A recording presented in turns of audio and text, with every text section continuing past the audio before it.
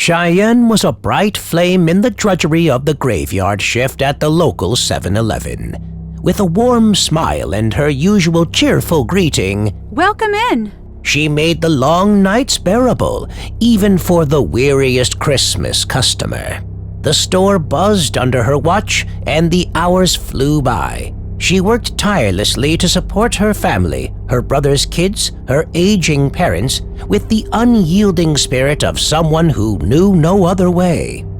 But tonight was different. When Cheyenne arrived, the 7-Eleven was eerily silent. The fluorescent lights hummed, casting long, lonely shadows. She glanced around. The aisles stood empty, no familiar faces, no chatter, not even a whisper of life. "Hello?" She called out, her voice bouncing off the shelves, hollow and unanswered. The silence pressed in, unnaturally thick. She checked her phone, scrolling to her supervisor's contact. It rang and rang, but no answer. She moved through the store, into the office, the utility closet, the storage area. Each corner was void of human presence. Stepping outside, Cheyenne felt the world fall away. The gas station next door was vacant, the usual hum of distant traffic absent. Even the highway, just a stone's throw away, was dark and still. Her unease grew. She dialed her brother. "Hello?" His groggy voice crackled through the line. "Bro, look outside. Quick, tell me what you see."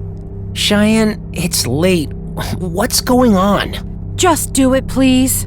A pause. Then, "It's 11:15, but no lights.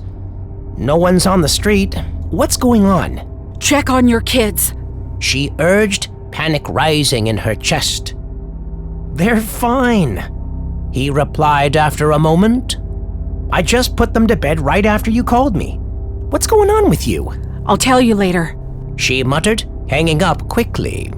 Suddenly, the doors of the 7-Eleven slammed shut, the locks clicking into place. The overhead lights flickered out, and the hum of the registers ceased. Cheyenne's phone blinked off, dead. The silence was shattered by a whispering wind that seemed to come from inside the store itself. She turned, and from the darkened freezer, mist began to seep out and coalesce into a spectral figure. The ghostly form was ominous, yet oddly familiar. Its voice trembled from another world. "Cheyenne!"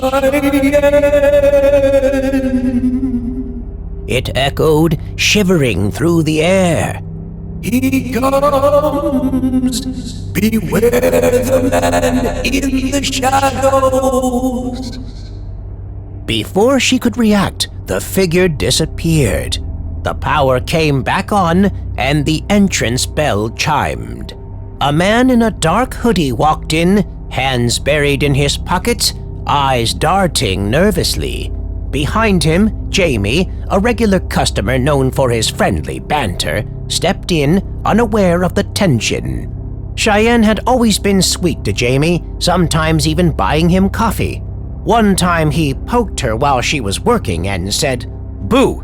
She spun around, ready for anything, but Jamie had made up for it by buying her a box of chocolates. Jamie grabbed a cup and, with his usual big smile, nodded at Cheyenne, preemptively saying, "Welcome in," as part of their playful routine. But Cheyenne's eyes locked on the man in the hoodie. She didn't smile. Instead, she glanced at Jamie and gave him a quick, urgent wink. Jamie, sensing something was off, cautiously moved behind the hooded man, his body tense. The man reached for his pocket. Cheyenne's heart raced, but she knew what had to be done. Jamie raised his fingers. 1, 2, 3. In a flash, they moved. Cheyenne lunged at the man's arm while Jamie tackled him from behind. The would-be robber struggled, but Jamie's jiu-jitsu skills pinned him to the floor. Cheyenne, fierce as ever, held her ground. Within minutes, the police arrived to take the subdued man into custody.